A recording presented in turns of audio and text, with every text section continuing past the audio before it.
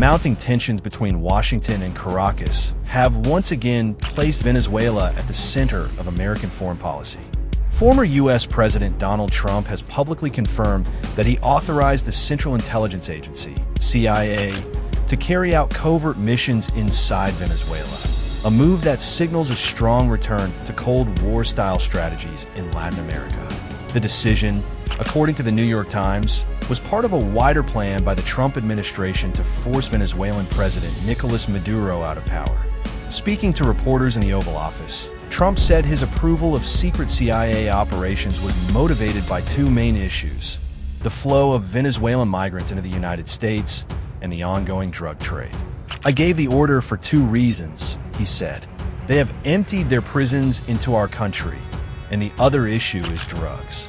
His statement linked Venezuela's internal chaos with America's border and narcotics problems, though no clear evidence has been provided to support those claims. U.S. media outlets, including Reuters and BBC News, have noted that Trump's remarks were unusually direct, as American leaders rarely acknowledge intelligence operations. The White House, however, refused to elaborate on the president's comments, and U.S. officials declined to confirm what specific actions were permitted under the directive. The New York Times reported that the authorization gave the CIA broad latitude to operate across Venezuela and parts of the Caribbean. Trump's comments come amid years of strained relations between Washington and Caracas. The United States has accused Maduro's government of corruption, human rights abuses, and involvement in drug trafficking. In 2020, the U.S. Justice Department charged Maduro and several senior Venezuelan officials with narco-terrorism, claiming they helped move tons of cocaine into the United States. The U.S. also placed a $15 million reward for information leading to Maduro's capture, a claim widely covered by CNN and The Guardian.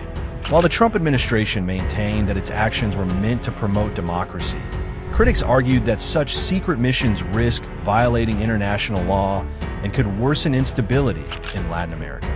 Analysts from Foreign Policy magazine said that using intelligence operations to force political change revives an outdated and dangerous U.S. approach to Latin America, echoing the covert interventions of the 1950s and 1980s. Venezuelan authorities quickly denounced Trump's admission. The Maduro government released a statement calling it proof of Washington's continued interference, accusing the United States of waging a hybrid war against Venezuela through economic sanctions, espionage, and propaganda. The statement, quoted by Al Jazeera, urged the United Nations to investigate what it called acts of aggression by the U.S. intelligence community. For decades, the CIA has played a major role in Latin America. Historical records declassified by the U.S. government show that the agency supported coups in Guatemala, 1954, Chile, 1973, and Nicaragua during the Cold War. The Washington Post notes that while the methods have changed, the objective of maintaining U.S. influence in the region has remained largely the same. Trump's open acknowledgement of such activity is therefore seen as a significant shift from past presidents, who usually avoided public discussion of covert missions. Inside the United States, Trump's revelations sparked sharp debate among lawmakers. Some Republican figures defended his stance, saying Venezuela's government poses a direct threat to regional security. Democrats, however, criticized the statement, warning that publicizing classified operations could endanger intelligence officers and create diplomatic fallout.